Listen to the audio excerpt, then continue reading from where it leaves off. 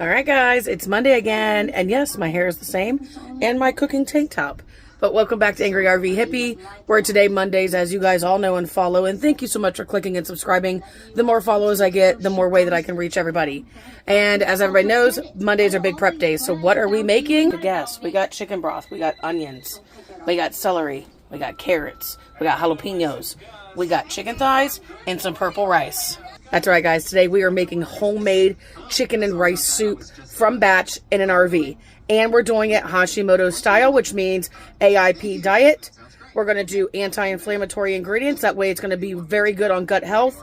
And this is going to be an awesome recipe to prep all week so you have food. I'm going to do a multiple bang recipe. What do we got here? We got pumpkin. We got cream cheese. We got flour.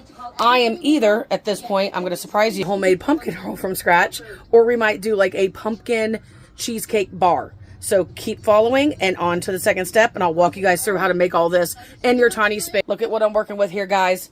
Tiny sink in the RV, a little bit of area, but you know, my videos are here to promote that you can cook it. It doesn't have to be a big kitchen. You don't have to overthink it. You just have to work with the space you got, and we can make clean, fresh food all week. All right, step 2.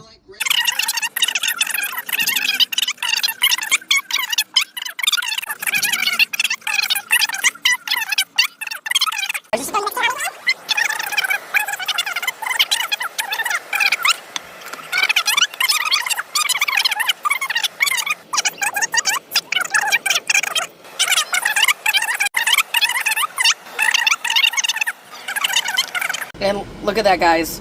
We have a whole mason jar prepped of lemon, turmeric, cayenne, ginger shots.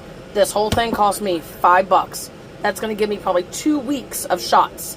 And then this is how you save, and this is how you keep clean eating and doing it in an RV. And remember, take a shot of that a day. That's going to help with gut health, immune health. As I always say in an RV, so you don't lose your mind, keep your space clean, get your shit prepped. So, again, you can't fuck this up, guys. Get your pot on medium heat. And then have fun with it. Drizzle that olive oil, guys. Again, can't screw it up. Get a nice, good amount in there on the bottom of that pan. And then you're going to do garlic and onion first. We're going to cook that to a nice translucent. Then after, you're going to add your jalapeno. Then after that's cooking, you're going to add your carrots and your celery.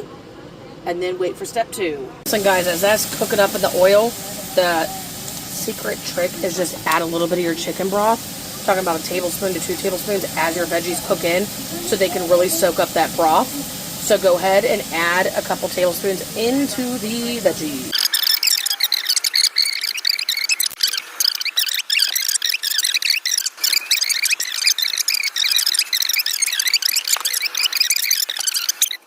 Guys, like I said, while your chicken cooking, let's start these goddamn snickerdoodles. So we're going to do the cream cheese mixture first. We're going to do 5 tablespoons of cream cheese.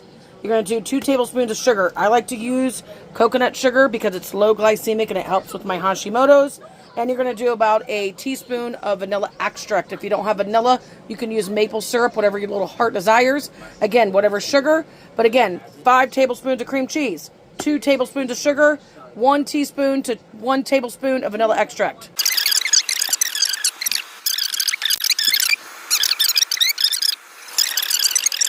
5-10 minutes, we just want to firm those up because they're going to stuff right into the cookies.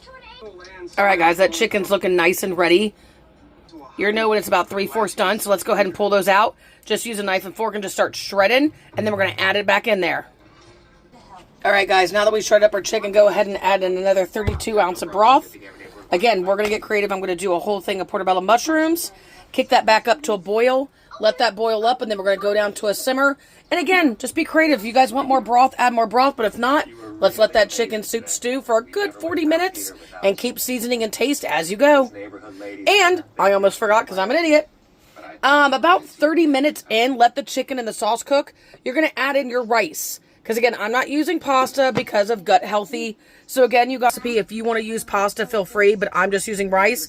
So again, let this cook and boil up about 30 minutes. And your last 15, go ahead and add in about a cup, 2 cups of rice. Can't fuck this up.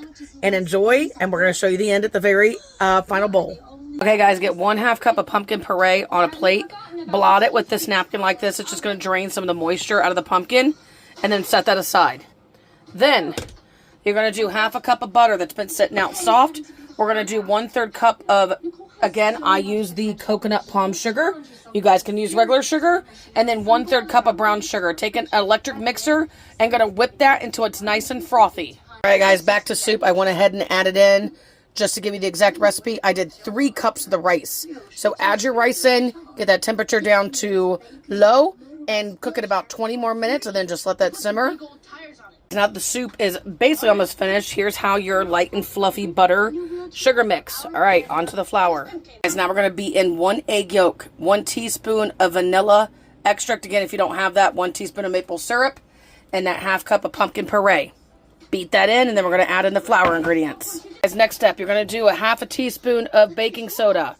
Then you're going to do about a 1/2 teaspoon of pumpkin pie spice. I'm going to get creative because I don't give a shit.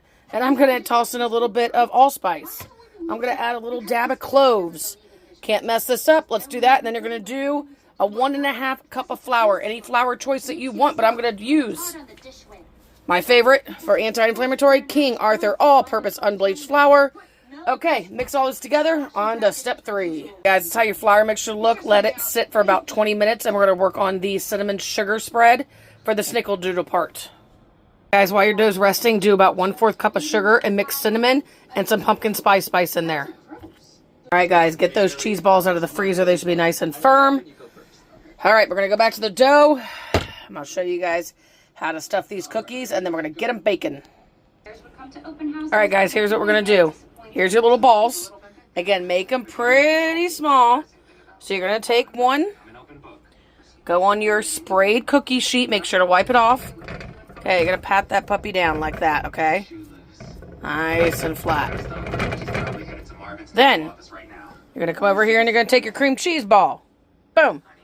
You're going to stick that right in the middle, you guys, like that. Then you're going to take another topper. Boom. Put that on top. Guys, I take it back. Don't dip it in the cinnamon sugar. So much easier. Just take a little bit of dollop here with your finger. Sprinkle on top. Ba-bam. All right, again, bake those at 325, about 15-20 minutes. I'll be right back. Guys, if you typically follow me, you know that my cookies sometimes, things will taste good, but they look like shit. Sometimes these, again, it's a new recipe I was trying, but go ahead and flip them halfway through because, again, as we learn with propane tank and RV, it cooks a lot faster. So, again, mastering this recipe, and I went too big on the balls. So, when you're following on this video, cut those balls in half because these are ginormous cookies. Too big, but go ahead and flip them halfway through because they are cooking too fast and get that temp down to about 300. All right, guys, finally we're done. Oof, that was a long prep day. All right, here's the final of the cookies. Again, they may not look effing beautiful, but who gives a shit? They're going to taste great.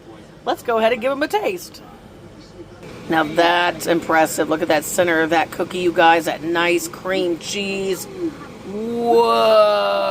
All right, let's taste this bad boy.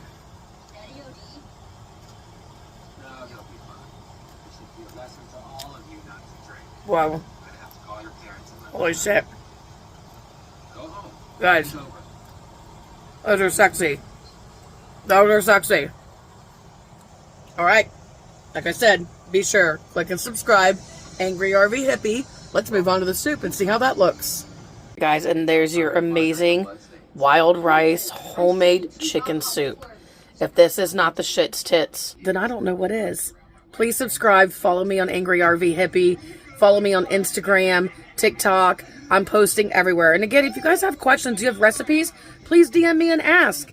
Because again, I'm not only proving that you can cook wholesome, clean food in an RV kitchen, but you can do it Hashimoto style, meaning anti-inflammatory, and using those clean fucking ingredients. Subscribe. Love you all. Bye.